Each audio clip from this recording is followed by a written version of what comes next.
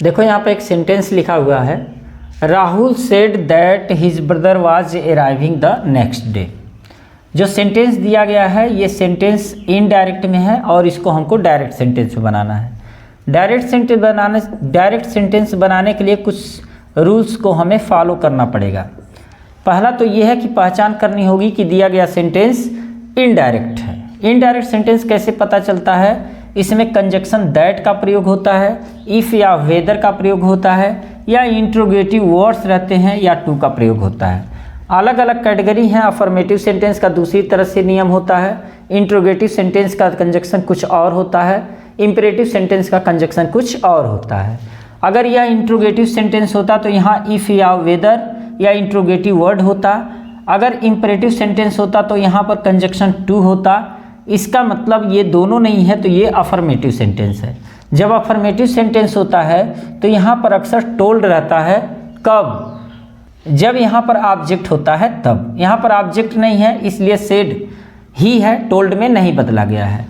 तो ये कंजक्शन लगा है तो इसके पहले जो ये सेंटेंस आप देख रहे हो ये रिपोर्टिंग स्पीच है और ये वाला सेंटेंस जो है वो रिपोर्टेड स्पीच है। आप इस कंडीशन में आप इसको प्रिंसिपल क्लॉज कहोगे और इसको सब क्लॉज कहोगे। तो जो प्रिंसिपल क्लॉज है इसमें ऑब्जेक्ट नहीं है, यानी कि रिपोर्टिंग स्पीच में ऑब्जेक्ट नहीं है। तो जब ऑब्जेक्ट नहीं है तो राहुल सेड को सेड में ही हम रहने देंगे, राहुल सेड। और कामा इन्वर्टेड कामा, यहाँ पर दैट हटा करके हम कामा इन्वर्टेड कामा का प्रयोग करेंगे। कामा इन्वर्टेड कामा का प्रयोग करने के बाद यहाँ पर आपको सबसे पहले सब्जेक्ट लिखना पड़ेगा। और अक्सर जब डायरेक्ट से हम इनडायरेक्ट बनाते हैं तो सब्जेक्ट का जो चेंजिंग होता है वह कैसे होता है, इसके पहले कि मैं एक वीडियो डाल चुका हूँ, आप चाहो तो वह वीडियो देख सकते हो, तभी ये चीज़ें आपको समझ में आएंगी। प्रणाम, नमस्कार, आशीर्वाद। अगर आप अंग्रेजी पढ़ने वाले स्टूडेंट हैं तो चैनल को सब्सक्राइब करें, वीडियो को लाइक करके मित्रों में शेयर जरूर करें। अब आगे देखिए, यहाँ पर जो हिज ब्रदर है, ये हिज ब्रदर जो राहुल है ना, राहुल ने कहा कि उसका भाई अगले दिन पहुंच रहा था। अब सबसे बड़ा सवाल यह है कि जो हिज ब्रदर है किसके लिए यूज किया गया है? दरअसल राहुल ने कहा कि उसके भाई अगले दिन आ रहे थे, यानी कि ये जो हिज ब्रदर का प्रयोग किया गया है राहुल के लिए प्रयोग किया गया है। तो जब कामा इन्वर्टेड कामा के अंदर हम लिखेंगे तो यहाँ पर राहुल के लिए यूज किया गया है, यानी कि राहुल ने कहा कि मेरे भाई, यानी कि मेरा भाई, माई ब्रदर। अब इसको एक चीज़ और ध्यान देना है कि यहाँ जो इज है ना और जो वाज है इसको इज में चेंजिंग करना पड़ेगा। इज में कैसे चेंजिंग करना पड़ेगा इसके नियम को जानो। ऐसा कहा जाता है कि जो रिपोर्टिंग स्पीच है, ऐसा रूल भी है, जो रिपोर्टिंग स्पीच है अगर प्रेजेंट टेंस में है तब तो इस सेंटेंस, जो ये सेंटेंस है रिपोर्टेड स्पीच, किसी भी टेंस में नहीं बदलेगा।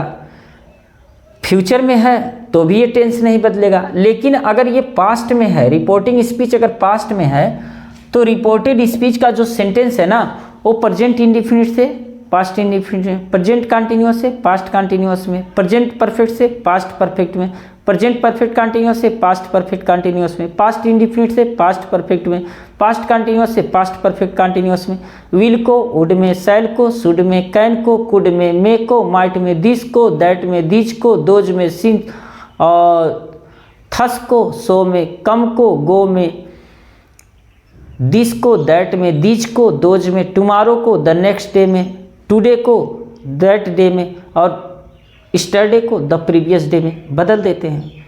अब वही नियम अगर हम इनडायरेक्ट से डायरेक्ट बना रहे हैं तो वही नियम उल्टा आता है। यानी कि अगर ये पास्ट कंटिन्यूअस में है तो इसको हमको बदलना पड़ेगा प्रेजेंट कंटिन्यूअस में। तो ये हो जाएगा इज अराइविंग और द नेक्स्ट डे को हम करेंगे टुमारो, नेक्स्ट डे को टुमारो करेंगे। और यहाँ पर जो है फुल स्टॉप लगा करके डबल इन्वर्टेड कामा बंद करेंगे। अभी सारे नियम को हम लोग समझ रहे हैं। नेक्स्ट है they told me that I could not rescue myself from that bet. अब इसका जब हम डायरेक्ट बनाएंगे तो डायरेक्ट बनाते समय इस चीज़ को ध्यान देना है कि यहाँ पर दैट लगा है, तो इसका मतलब जब दैट लगा है तो ये सेंटेंस अफर्मेटिव है। और जब अफर्मेटिव है और यहाँ पर टोल्ड लग करके यहाँ ऑब्जेक्ट लगा हुआ है तो इसको हम सेड में बदल लेंगे। तो हो जाएगा दे सेड, और ये हो जाएगा टू, और यहाँ रहेगा मी। कामा इन्वर्टेड कामा यहाँ लगाएंगे, दैट को हटाएंगे, कामा इन्वर्टेड कामा। अब जो आई है ना, इसको थोड़ा सा सोचना पड़ेगा कि क्या है। दरअसल दे टोल्ड मी, उन लोगों ने मुझसे बताया कि I could not rescue myself from that बेट।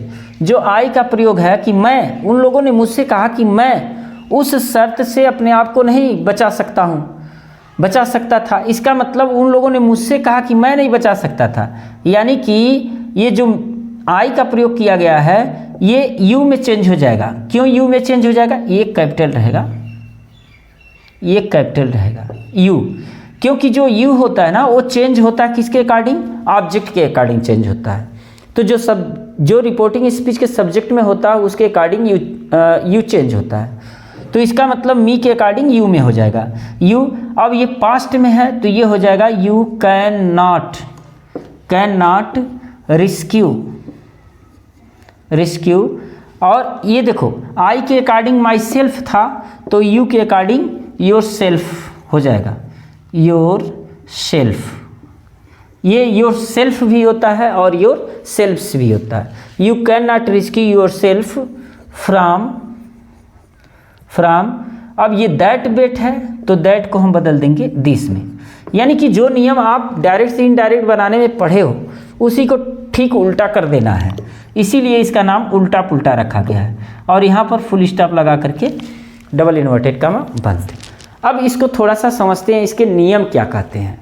देखो यहाँ पर मैं सभी नियम तो नहीं बता सकता, लेकिन कुछ नियम है जिसको आप क्लियर करोगे तो आप इनडायरेक्ट से डायरेक्ट सेंटेंस में चेंज कर सकते हो। सबसे पहले आपको पहचान करना पड़ेगा कि जो सेंटेंस दिया गया है, डायरेक्ट सेंटेंस जो दिया गया है, जो इनडायरेक्ट सेंटेंस दिया गया है उसमें कंजक्शन के रूप में दैट लगा है। अगर कंजक्शन के रूप में दैट लगा है जैसे यहाँ पर, तो समझ जाना कि जो ये सेंटेंस है ना ये अफर्मेटिव सेंटेंस है, तो इसका मतलब इस टोल्ड को सेड में बदलना है। तो इनडायरेक्ट से डायरेक्ट सेंटेंस में बदलने के लिए टोल्ड को किस में बदलोगे आप? सेड में बदलना है। और दैट हटा करके ये वाला जो हटाओगे ना तो यहाँ पर कामा इन्वर्टेड कामा का प्रयोग करना है, ये सबसे पहली बात है। और उसके बाद आपको क्या करना, जो सेंटेंस है ना, जो रिपोर्टेड स्पीच का ये जो सेंटेंस है ये इसको चेंज करना पड़ेगा।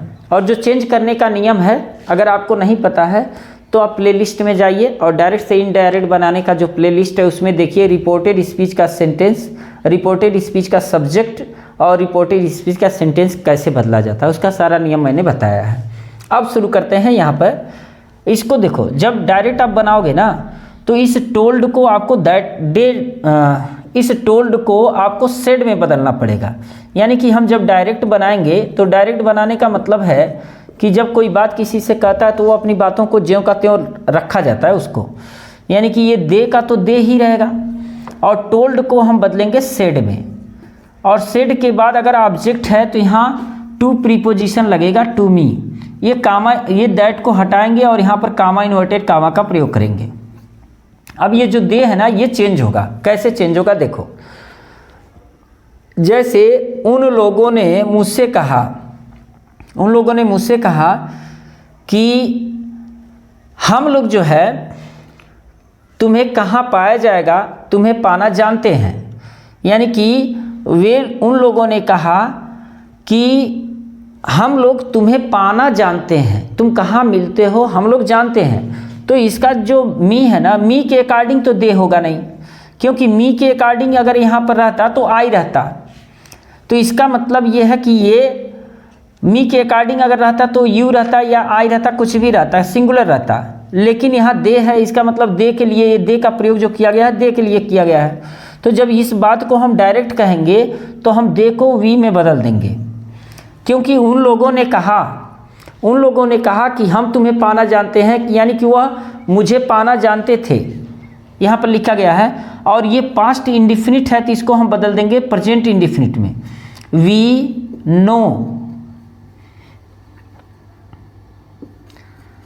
No where to find. अब देखिए जो मी है ना वो मुझे, यानी कि जब डायरेक्ट बनाएंगे तो ये मी को किस में बदल देंगे? यू में। यानी कि हम तुम्हें यानी कि हम तुम्हें पाना जानते हैं। इन लोगों ने कहा कि हम तुम्हें पाना जानते हैं, इसलिए यहाँ दे को वी में चेंज कर दिया गया और मी के अकॉर्डिंग जो है यहाँ पर यू चेंज कर दिया गया। जो सब्जेक्ट का चेंजिंग है इसको बहुत जानना जरूरी है, इसलिए आप प्लेलिस्ट में जाओ और उसे ज़रूर देखो। दो तीन एग्जाम्पल हम लोग और देखते हैं। अच्छा देखो, एक सेंटेंस है, she said that she was in no mood to work then. ये इनडायरेक्ट सेंटेंस है, इसको डायरेक्ट में चेंज करना है। डायरेक्ट में चेंज करेंगे तो क्या करेंगे, सबसे पहले जो नियम आपको बताया उसको फॉलो करना है। फॉलो करना क्या है, यहाँ पर सबसे पहले तो देखो दैट कंजक्शन लगा है ना, तो जब दैट कंजक्शन लगा होता है तो इसका मतलब जो सेंटेंस है, जो रिपोर्टेड स्पीच है वो अफर्मेटिव सेंटेंस है। तो ये सेड है तो सेड को सेड में ही रहने दो, कोई दिक्कत नहीं है। सी सेड, अगर यहाँ ऑब्जेक्ट रहता तो हम टू प्लस ऑब्जेक्ट लगाते, ऑब्जेक्ट है नहीं इसलिए हम नहीं लगाएंगे। अब यहाँ हमें कामा और डबल इन्वर्टेड कामा का यूज करना होगा। ये जो सी है ना, इसको थोड़ा सोचो कि सी सेड, उसने कहा, क्या कहा, she was in no mood to work then, उस समय वो काम करने के मूड में नहीं है, नहीं थी। इसका मतलब जो सी का प्रयोग यहाँ पे किया गया है ना, वो सी के लिए किया गया है, इसका मतलब यहाँ हो जाएगा आई, ठीक है। और ये पास्ट में है तो ये चला जाएगा प्रेजेंट में, आई, और आई के साथ जो लगेगा एम लगेगा, I am in no mood to work, और ये देन का हो जाएगा नाउ। क्लियर। यहाँ जो सब्जेक्ट का चेंजिंग है, इसको मैं बार बार कर रहा हूँ, सब्जेक्ट के चेंजिंग को आप जानो। अब देखो सी सेड, उसने कहा, इसको जब हम डायरेक्ट बनाएंगे तो सी सेड को सेड में ही रहने देंगे, सी सेड, और कामा इन्वर्टेड कामा हटा के दैट को हटा के कामा इन्वर्टेड कामा का प्रयोग करेंगे। अब उसने कहा कि सी कुड नॉट बिलीव हिम, कि वह उस पर विश्वास नहीं कर सकती थी। इसका मतलब उसने कहा कि वह विश्वास नहीं कर सकती, यानी सी का प्रयोग जो किया गया है सी के लिए किया गया है, तो इसका मतलब है कि आई हो जाएगा, और ये प्रेजेंट में आएगा, आई कैन नॉट बिलीव, और ये थर्ड पर्सन है तो हिम हो जाएगा। अगर यही जो यहाँ ऑब्जेक्ट रहता ना, तो ऑब्जेक्ट पर डिपेंड करता कि ये ऑब्जेक्ट किस में चेंज हो जाएगा, तो I can not believe him. और यहाँ डबल इन्वर्टेड कामा हम बंद करेंगे, और यहाँ भी डबल इन्वर्टेड कामा हम बंद करेंगे, ये मैं भूल गया हूँ। नेक्स्ट देखो, ही सेड दैट, उसने कहा कि the prisoner had slept through out the journey, तो इसका मतलब है कि ये सेड को सेड में ही रहने दिया जाएगा, यानी कि जब डायरेक्ट सेंटेंस बनेगा तो हो जाएगा ही सेड, और दैट को हटाएंगे, कामा इन्वर्टेड कामा का प्रयोग करेंगे, और द प्रिजनर, ये थर्ड पर्सन है तो कोई यहाँ पर ऑब्जेक्ट है नहीं, तो ये द प्रिजनर ही रहेगा, द प्रिजनर। अब ये देखो, ये पास्ट परफेक्ट में है तो इसका मतलब ये प्रेजेंट परफेक्ट में जाना चाहिए, है ना। लेकिन अब देखो, उसने कहा, क्या कहा कि कैदी रात भर सो चुका था, यानी कि रात भर सोया रहा। सो चुका है नहीं, सो चुका है का मतलब काम कंप्लीट नहीं किया, मतलब रात भर वो सोता रहा पूरी साथ, तो इसको हम पास्ट इंडिफिनिट में ले जाएंगे। प्रिजनर स्लेप्ट थ्रू आउट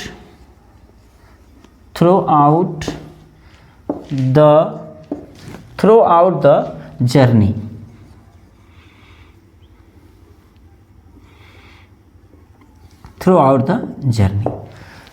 देखो, आप चाहो तो स्क्रीनशॉट ले सकते हो इसको समझने के लिए, और जो क्वेश्चंस आपको समझ में नहीं आते हैं कमेंट बॉक्स में आप लिखो, जवाब उसका ज़रूर मिलेगा। और अगर आप अंग्रेजी पढ़ने वाले हो तो चैनल को सब्सक्राइब, वीडियो को लाइक और मित्रों में शेयर जरूर करो। मिलते हैं नेक्स्ट वीडियो में।